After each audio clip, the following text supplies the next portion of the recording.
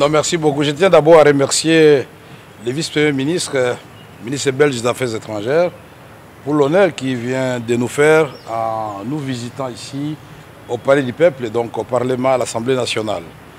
Et nous avons échangé ici des questions d'intérêt commun, mais par la solidarité et les relations traditionnelles qui lient la Belgique à la République démocratique du Congo, il s'est intéressé, bien sûr, à savoir comment les deux processus avancent à ce moment. Et nous avons mis ensemble en exergue la question humanitaire à l'est de la République démocratique du Congo, où les gens souffrent, où les gens n'ont pas demandé que la guerre éclate dans cette partie du pays et où les services sociaux de base devaient continuer à fonctionner. Nous avons parlé de la diplomatie classique, qui est son domaine. Mais en même temps, il ne faut pas oublier qu'il avait été élu, il est parlementaire, mais pour le moment, il est vice-premier ministre et ministre des Affaires étrangères, à côté du président de l'Assemblée nationale parlementaire. Donc nous avons la diplomatie classique et la diplomatie parlementaire. Nous avons passé en revue les deux processus de Doha, c'est-à-dire Washington, qui met ensemble les présidents Tshisekedi et Kagame bientôt, mais à travers leurs émissaires déjà. Un accord de principe avait déjà été signé. Les M23 et les gouvernements ont signé aussi une déclaration de principe. Mais nous avons tous constaté que cela n'a pas changé grand-chose sur le terrain. Donc les efforts doivent être faits et d'autres acteurs doivent être associés à cette démarche qui doit être globale. Quand je dis d'autres acteurs, la République démocratique du Congo doit se saisir de cette question. L'Afrique au premier plan avec l'Union africaine. L'Union européenne qui nous a accompagnés depuis longtemps et qui était à la base de la résolution 2773 ne doit pas être oubliée. Et donc nous devons résoudre cette question de façon globale et dans l'intérêt de tout le monde, de la République démocratique du Congo, du Rwanda et surtout de la population congolaise qui est la première victime de cette guerre. J'apprécie à sa juste valeur la diplomatie belge, et j'emprunte le mot du vice-premier ministre, qui a été vocal, qui a été audible.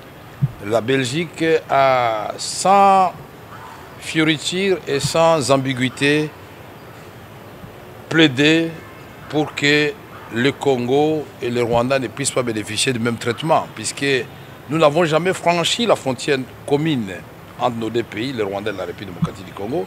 Il y a un pays qui l'a traversé et c'est en violation des valeurs cardinales, des valeurs sacro-saintes de la Charte et des Nations Unies et de l'Union africaine. Et cela doit être condamné. La Belgique l'a fait, les 27 de l'Europe ont fait. Et nous étions étonnés de voir que ce soit la Belgique qui reçoive seule les coups du Rwanda. Et nous disons, nous sommes solidaires et reconnaissants. Pour le reste, nous avons convenu de continuer à échanger pour enrichir nos deux visions respectives qui sont pratiquement les mêmes. Et après avoir vu le président de la République, il est content de voir que nous avançons dans le sens de rechercher la paix. Mais qui veut la paix prépare la guerre. Mais je ne dis pas que nous allons faire la guerre maintenant. Nous sommes obligés de nous défendre. Mais ce que nous voulons, c'est les dialogues entre États, les dialogues au niveau national pour créer aussi la cohésion nationale entre Congolais, parce que le président, entouré de toutes les forces politiques et sociales, est plus fort qu'avec la seule majorité à l'Assemblée nationale. Moi, je suis très heureux de vous dire que c'est lui qui a eu l'idée des corridors humanitaires pour que ces populations, non seulement de Walungu, Kabare, Bukavu, je sens que vous êtes du Sud Kivu, vous, hein? Mais il y a le Nord Kivu aussi, il y a l'Ituri, pour que toutes ces populations démunies, déplacées, et qui souffrent, qui n'ont pas accès aux services de base, sociaux de base, puissent en bénéficier. Et pour cela, nous comptons sur la diplomatie agissante du vice-premier ministre Prévost pour plaider auprès de l'Union européenne et du gouvernement belge pour qu'une aide humanitaire consistante soit envisagée pour ces populations qui souffrent, plus que d'autres populations où il y a la guerre à travers le monde qui reçoivent des cargos, des paquebots, et des avions qui même parachutent de nourriture et des habits et des médicaments.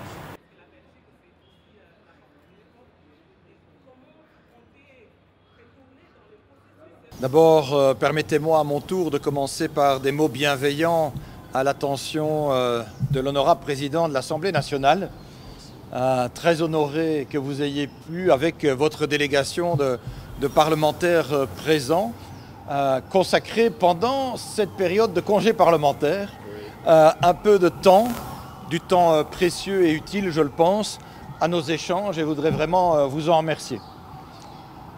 J'ai apprécié ces échanges parce que j'en faisais la confession à Monsieur le Président. J'entame moi-même ma 19e année comme député et donc c'est dire si le ministre que je suis aujourd'hui consacre et de l'attention et de l'estime et du respect à l'action parlementaire. Et j'ai pu souligner que quand on parle de diplomatie, la première qui nous vient à l'esprit est souvent la diplomatie des États. J'ai été maire, et je le suis toujours, même si je suis temporairement en congé le temps de mes fonctions ministérielles, depuis plus de 13 ans de la ville de Namur. Et j'ai eu beaucoup de plaisir avec l'Association internationale des maires francophones à donner aussi du crédit à la diplomatie des villes. Et trop régulièrement, on oublie la diplomatie parlementaire. Et pourtant, et Monsieur le Président en est conscient, des réunions sont organisées aux quatre coins du globe pour réaffirmer l'importance de cette diplomatie, renforcer les liens. Et je suis persuadé qu'à l'initiative du Parlement, une série de réformes importantes, utiles, attendues, sous l'égide bien entendu de Monsieur le Président de la République, peuvent être portées, doivent être portées, pour pouvoir aussi améliorer la qualité de vie à l'attention de la population de la RDC. Et c'est précisément cette population de la RDC qui aujourd'hui nous préoccupe, celle qui est située à l'est du territoire et qui depuis trop longtemps déjà subit des violences abjectes en recrudescence. Des viols à l'égard des femmes qui sont en augmentation de manière exponentielle. Des enrôlements forcés dans des forces armées qui occupent le territoire. Cette situation a pu être dénoncée. Monsieur le Président a rappelé que la Belgique avait été aussi en pointe pour rappeler les principes inébranlables qui ont toujours fondé la diplomatie belge, que sont la défense du droit international, au rayon duquel on trouve aussi le droit humanitaire, le principe du respect de la souveraineté des États et de la défense de leur intégrité territoriale. Des principes qui ont convaincu aussi les pays européens de prendre des mesures en février-mars dernier.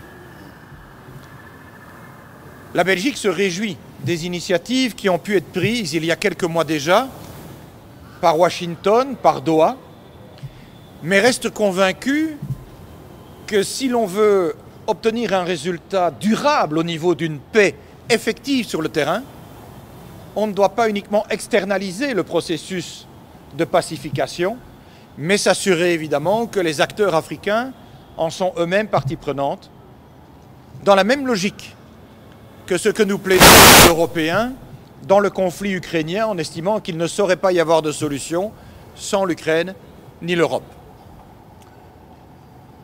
Nous sommes confiants, nous voulons l'être en tout cas, dans le processus de Doha et de Washington.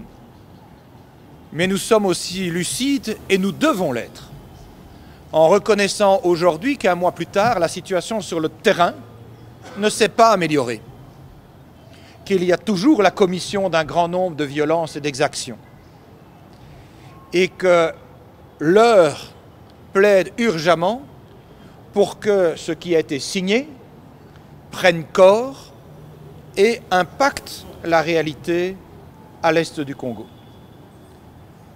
C'est le message que j'ai souhaité réitérer aussi à Monsieur le Président de la République, à Monsieur le Président de l'Assemblée nationale.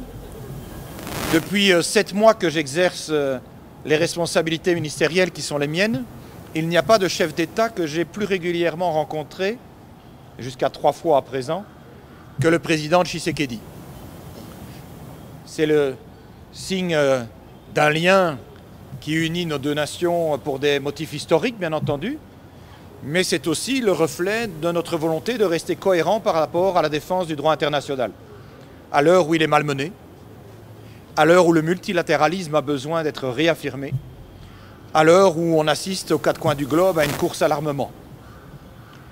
Et donc, la Belgique reste disposée à œuvrer avec sa magistrature d'influence, dans le respect évidemment des prérogatives de chacun, sachant aussi que la rupture des relations diplomatiques avec le Rwanda ne nous confère pas un rôle de médiation, puisqu'il faut pouvoir être reconnu par l'ensemble des parties pour pouvoir œuvrer comme tel.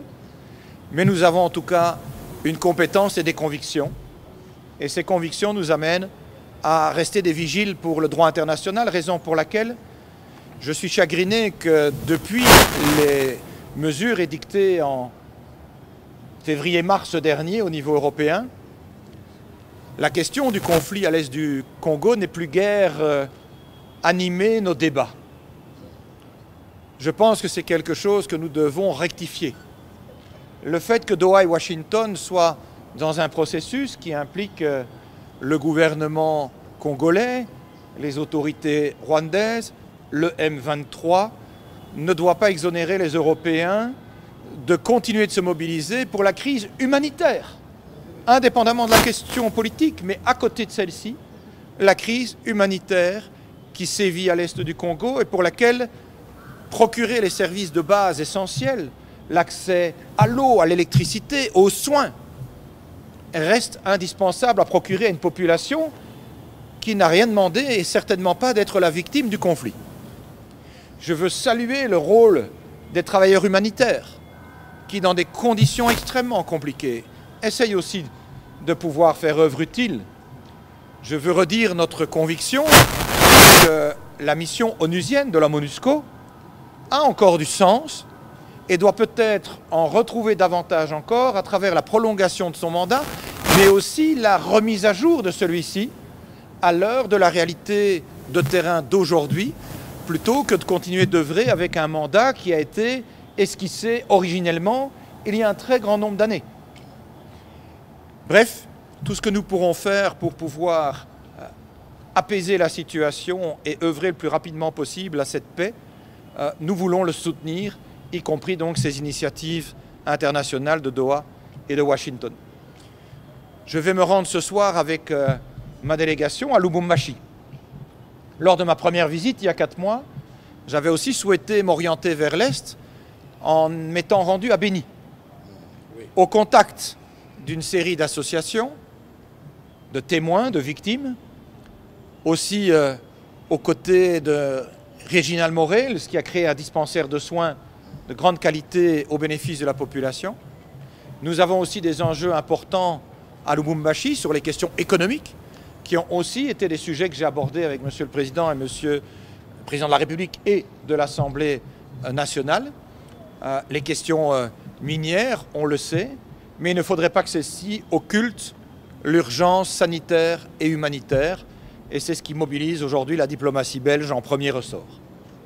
Alors j'apporterai juste une petite nuance à votre introduction, sauf si ma mémoire fait défaut. Je pense que quand j'étais venu il y a 4 mois, les processus de Doha et Washington n'avaient pas été encore impulsés de la sorte et encore moins conclus. Et donc ça constitue effectivement un élément de changement majeur entre aujourd'hui et l'époque. Raison pour laquelle j'ai autant insisté sur la nécessité que nous puissions aussi nous donner un gage de confiance dans ces processus, parce que nous avons tout intérêt à ce qu'ils réussissent. Et la population congolaise en premier lieu. Mais nous devons aussi veiller à ce qu'on ne tarde pas avec cet agenda. Ce qui serait dramatique, c'est que ces accords signés viennent s'ajouter à la déjà trop longue liste de documents antérieurs qui ont émaillé l'histoire de ce pays, qui furent signés sans que ce soit toujours suivi de mise en œuvre. Il est indispensable qu'il y ait du résultat palpable, tangible sur le terrain le plus rapidement possible. Et bien sûr que des exactions continuent. Et c'est pour cette raison que je veux continuer d'agir comme vigile à l'égard de la communauté internationale pour ne pas qu'elle pense que les processus qui sont actuellement en cours, qui sont louables, destinés à atterrir à une résolution diplomatique et politique du conflit, servent de paravent au drame humanitaire qui continue de se jouer et aux violences qui continuent de s'accroître, loin de diminuer. Et c'est notre devoir de porter ce message. Bien entendu qu'il ne faut jamais chercher à externaliser un conflit. Mais le propos que j'ai tenu n'était pas celui-là, il était de dire qu'on ne pouvait pas uniquement obtenir la paix par l'externalisation du processus de négociation. C'est pour ça qu'il est indispensable que Doha et Washington puissent bénéficier du soutien le plus large et la Belgique apporte son soutien à ces processus, mais qu'il est aussi important, si on veut que la paix qui puisse être scellée ait un effet durable dans le temps, que les acteurs de la communauté africaine soient eux-mêmes partie prenante. Deuxième élément, je ne suis pas présent parce que je serais frustré ou contrarié de ne pas être autour de la table. Ce n'est pas un ministre qui cherche à donner des coudes pour pouvoir avoir un peu de lumière ou de soleil dans un processus de médiation qui s'adresse à vous. Je ne viens pas en disant « il nous faut, nous aussi, que nous puissions être partie prenante dans ces processus ». J'ai l'humilité de reconnaître que les positions que nous avons tenues, que la rupture des relations diplomatiques qui a été souhaitée par le Rwanda, ne nous qualifie pas pour un processus de médiation. Pour autant, je ne me résigne pas à rester spectateur. Je pense que nous devons, en vertu de la défense du droit humanitaire et du droit international, continuer de mobiliser les acteurs, les uns et les autres, pour que l'on puisse conserver une attention soutenue sur la question humanitaire. Je laisse à Doha et à Washington le soin de progresser dans la résolution politique du conflit, mais j'estime pouvoir jouer un rôle avec d'autres pays dans la question humanitaire et donc l'aide urgente à apporter à la population. Et c'est la raison pour laquelle il est important que l'un ne soit pas le paravent de l'autre. Un Picasso.